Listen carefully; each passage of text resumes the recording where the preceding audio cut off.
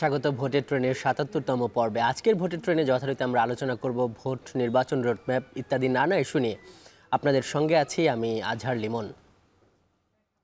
চলুন শুরুতেই দেখে নেই ভোট নিয়ে চলতে আলাপগুলো। আমরা দেখছি যে আজও ভোট নিয়ে অনেক কথাবার্তা হয়েছে রাজনীতির মাঠে। মৌলভীবাজারে মৎস্য প্রাণী সম্পদ উপদেষ্টা ফরিদ আক্তার উনি কথা বলেছেন নির্বাচন নিয়ে। উনি বলেছেন যে ২০২৬ সালের জুন মাসের মধ্যে নির্বাচন হবে, এর বাইরে যাবে না। আমরা দেখছি যে বিএনপি নেতা নজরুল ইসলাম খান, উনি বিএনপি স্থায়ী কমিটির সদস্য, বলেছেন মে ও জুন মাসে নির্বাচনের পরিপূর্ণ প্রস্তুতি সম্পন্ন করবে নির্বাচন কমিশন। এ আলোকে প্রধান উপদেষ্টার কাছে জাতীয় নির্বাচনের রোডম্যাপ তুলে ধরবে বিএনপি। জামায়াত আমির ডক্টর শফিকুর রহমান উনি বলেছেন যে জরুরি এবং গুরুত্বপূর্ণ কিছু সংস্কার আগে নির্বাচন দেয়া হলে তা হবে ইলেকশন জেনোসাইড। প্রধান নির্বাচন কমিশনার এম নাসিরুদ্দিন উনি বলেছেন যে ইলেকশন কমিশনের এত বদনাম, এত গালি দেয়, এটা কেন? ১০০টা কারণ বলতে পারবেন, কিন্তু আমার কাছে ১ নম্বর কারণ হলো political control of the election commission. আমরা আজকের এসব কথাবার্তা নিয়ে আমাদের সঙ্গে যুক্ত হওয়া অতিথির মন্তব্য জানবো। আজ আমাদের সঙ্গে আলোচনার জন্য সিলেট থেকে যুক্ত হয়েছেন বাংলাদেশ জামায়াত ইসলামীর কেন্দ্রীয় নির্বাহী পরিষদের সদস্য মোহাম্মদ সেলিম উদ্দিন। সেলিম ভাই, স্বাগত আপনাকে ভোটের ট্রেনে। আপনি এর আগেও একবার আমাদের সঙ্গে যুক্ত হয়েছিলেন। শুরুতেই আপনার কাছে যে মন্তব্যটা নেব, আপনার দল জামায়াত ইসলামীর আমির উনি বলেছেন যে এই মুহূর্তে যদি ইলেকশন হয় তাহলে সেটা ইলেকশন জেনোসাইড হবে। এই ইলেকশন জেনোসাইড ব্যাপারটা কি? আর বিএনপি যখন বলছে যে মে জুনের মধ্যে তারা নির্বাচন কমিশনকে প্রস্তুত দেখতে চায় এবং সেভাবে একটা রোডম্যাপ চায়, মানে এই বছরের মধ্যেই মাঝামাঝি সময়ের মধ্যে তার নির্বাচন চায়, আপনারা কেন চান না? আর আপনাদের এই শঙ্কার কারণগুলো কি?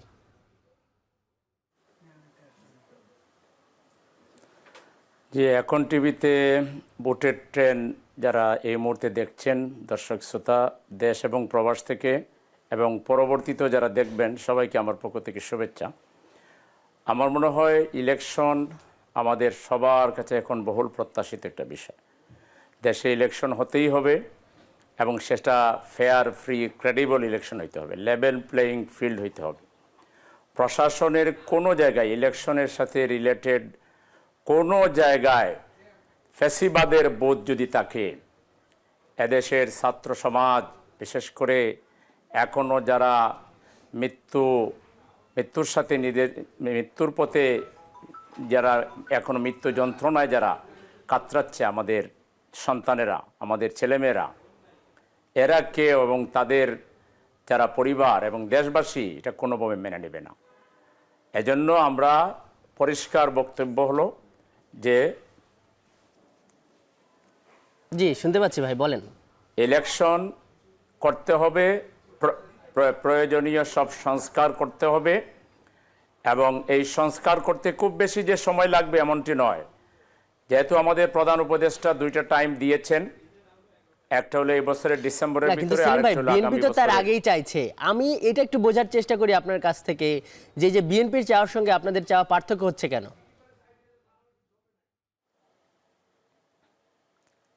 আমাদের দিক থেকে তো পরিষ্কার, আমরা তো বলছি যে ভোট হতেই হবে, বিএনপিও ভোট চায়, কিন্তু আমরা চাচ্ছি ফ্যাসিবাদের যে ভোট আছে, ফ্যাসিবাদের যে এক্সটেনশন যারা বা তাদের দোসর যারা, এদেরকে প্রশাসনের সব জায়গা থেকে বিদায় করে নির্বাচনটা লেভেল প্লেয়িং ফিল্ড তৈরি করে নির্বাচন দিতে হবে।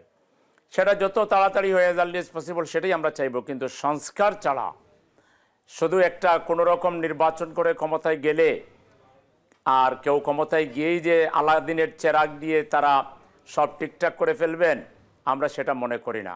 এজন্য সার্বিকভাবে যদি একটা সুষ্ঠু ব্যবস্থাপনার মধ্য দিয়ে নির্বাচন না হয়, তাইলে যেটা আমাদের আমিরে জামাত বলেছেন, এটা একটা বড় ধরনের দুর্ঘটনা ঘটবে এবং আলটিমেটলি আবার ফ্যাসিবাদী দেশে ফিরে আসবে। সেজন্য আমরা মনে করি তাড়াহুড়োর কিছু নেই। ঠান্ডা মাথায় দেশের রাজনৈতিক দলগুলোকে যে সংস্কার কমিশনগুলো প্রস্তাব দিয়েছে এগুলো পর্যালোচনা করে সেলিম ভাই, সেই ক্ষেত্রে আপনারা এই সংস্কারের জন্য, সরকার তো এই 6 মাস হয়ে গেছে এই সরকারের, সেই সংস্কারের জন্য আপনারা সরকারকে কতটুকু সময় দিতে চান? বিএনপি এই বছরের মধ্যেই নির্বাচন চাইছে এবং আপনারা বলছেন যে একটা যৌক্তিক সংস্কারের পর নির্বাচন। পুরনো কথা আমরা অনেকবারই শুনেছি, কিন্তু আপনি যে ব্যাপারটা তুললেন যে ফ্যাসিবাদের ভূত আছে প্রশাসনের, তো ফ্যাসিবাদের ভূত যদি থাকে সেটা তো বিএনপির জন্য সমস্যা, তারাও এই ধরনের কথাবার্তা বলছে। তাহলে মানে তাদের সমস্যা হচ্ছে না, আপনাদের সমস্যা হচ্ছে, কিংবা আপনাদের ফ্যাসিবাদের ভূত কি তাদের অসুবিধা করবে না? বা আপনারা এই যে সংস্কারের জন্য আসলে কয়দিন সময় দিতে চান?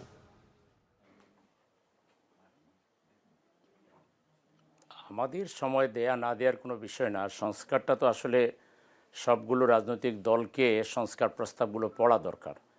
পড়ে যৌক্তিক বিষয়গুলোর সাথে একমত পোষণ করে সরকারকে যে পরিমাণ সময় দিলে তারা এই সংস্কারগুলো করতে পারবে। কারণ এরা সংস্কার না করলে পলিটিক্যাল গভর্নমেন্ট এসে সংস্কার করবে, এইটা আমি বিশ্বাস করলেও এদেশের জনগণ বিশ্বাস করে না।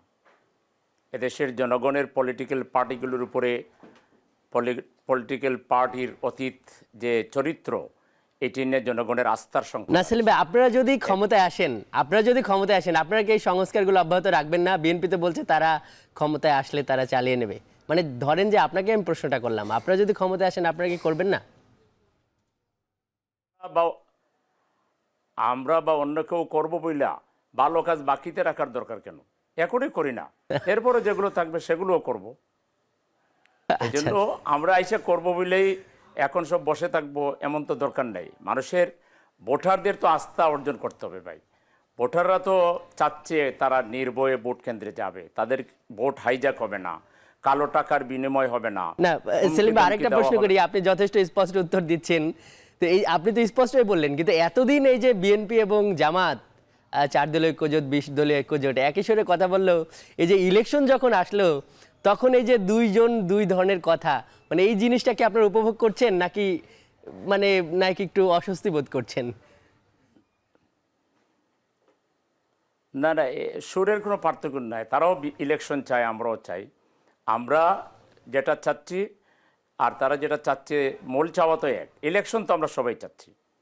আমরা চাচ্ছি যে ইলেকশনটা হওয়ার পূর্বেই যৌক্তিক সংস্কার যেগুলো না করলে ইলেকশন নিয়ে পরবর্তীতে প্রশ্ন রেজ করবে। আবারও যদি আমরা ডিসপুটেড কোনো ইলেকশন করি, এটা দেশের ভবিষ্যতের জন্য খুব ভালো কিছু হবে না। সেলিম ভাই, আমরা একটা ব্যাপারে মানে এই যে সম্প্রতি দেখছি যে তথ্য উপদেষ্টা যিনি গণ অভ্যুত্থানের কেন্দ্রে ছিলেন, নাহিদ ইসলাম, ওনার একটা বক্তব্যের ব্যাপারে আপনার কাছ থেকে একটা মন্তব্য নিতে চাই। এবং এরপর কিন্তু বেশ আলাপ আলোচনাও হচ্ছে, যেটা সবপক্ষই এরকম একটা বলা বলেও আছে। বিএনপির রুহুল কবির রিজভী এরকমও বলেছেন যে এটাকেই তাহলে জামাত সমর্থিত সরকার কিনা।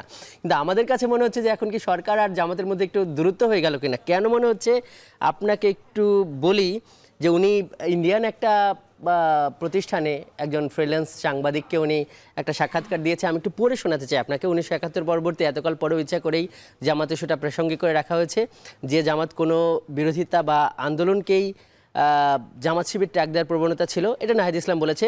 তাদের নানাভাবে নির্যাতন করা হয়েছে, জামাতের নেতৃত্বে এখন মুক্তিযুদ্ধকে স্বীকার করেই তাদের বক্তব্য দিচ্ছে। এই অভ্যুত্থানে অংশ নেওয়ার মধ্য দিয়ে জামাতের কাফারা হয়ে গেছে, কিন্তু জামাতের প্রতিশ্রুতি দিতে হবে 71 মীমাংসিত বিষয়। মানে আপনারা কি এখনো মীমাংসিত বিষয় স্বীকার করেন না? নাহিদ ইসলাম এটা কেন বলল?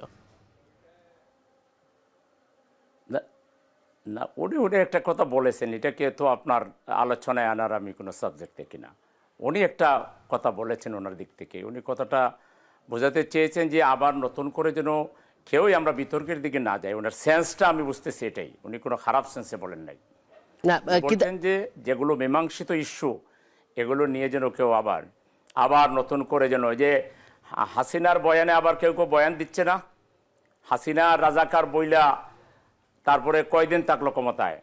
এদেশের জনগণ এই পুরাতন ফ্যাসিবাদী ভাষা আর শুনতে চায় না। যারা এটা বলবে, হাসিনার ভাষায় যারা কথা বলবে, ধরে নিবেন এরা হলো হাসিনার দূষর। হাসিনার ভাষায় যারা কথা বলবে তাইলে এরাই আওয়ামী লীগের বি টিম।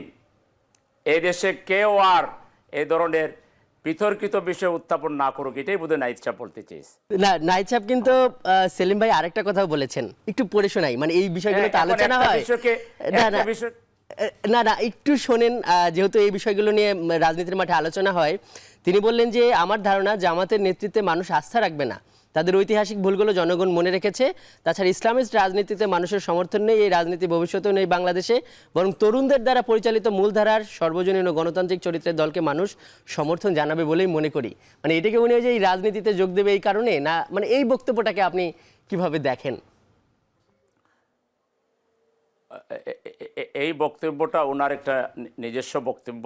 একজন দেশের নাগরিক হিসেবে উনি ওনার কথা বলেছেন। ওনার কথা প্রমাণ পাওয়ার জন্য ওনাকে এবং আমাদেরকে এবং জাতিকে অপেক্ষা করতে হবে। ভোট আসলে দেখা যাবে এদেশের জনগণ কতটা জামাত ইসলামীকে পছন্দ করে।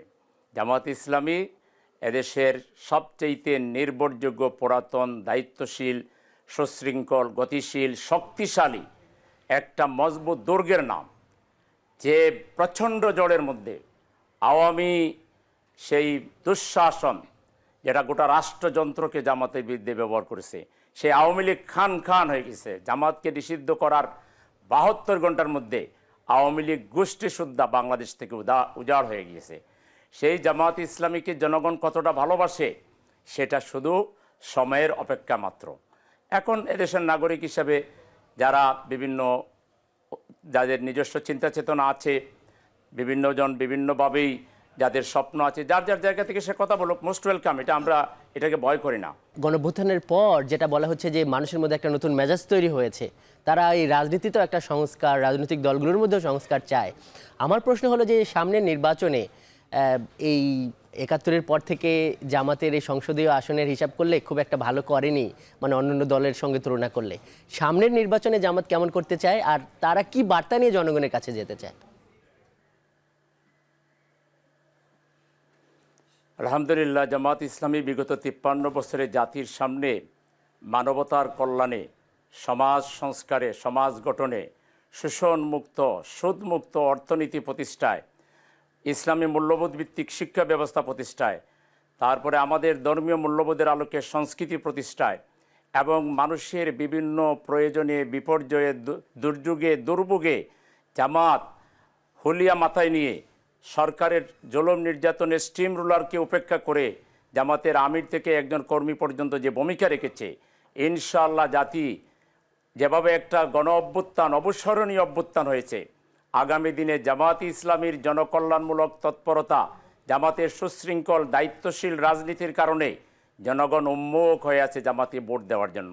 সেই ভোটের জন্য আমরা একটা সুষ্ঠু পরিবেশ চাই, সুন্দর ফেয়ার ফ্রি ইলেকশন হোক, জনগণ যাকে গ্রহণ করবে আমরা তাকে মেনে নিব। তবে জনগণ এদেশে এই পুরাতন ধাঁচের করাপ্টেড নেতৃত্ব, চাঁদাবাজ, তারপরে টেন্ডারবাজ, সিন্ডিকেটেড নেতৃত্বকে এই দেশের জনগণ বর্জন করবে। প্রচলিত রাজনীতিকে জনগণ অলরেডি না বলে দিয়েছে। সেলিমউদ্দিন ভাই, আমাদের অনুষ্ঠানের একদম আমরা শেষ পর্যায়ে, আপনাকে যুক্ত হওয়ার জন্য আজকের ভোটের ট্রেনে অনেক ধন্যবাদ। দর্শক, এই ছিল আজকের ভোটের ট্রেনে, এতক্ষণ সঙ্গে থাকার জন্য ধন্যবাদ।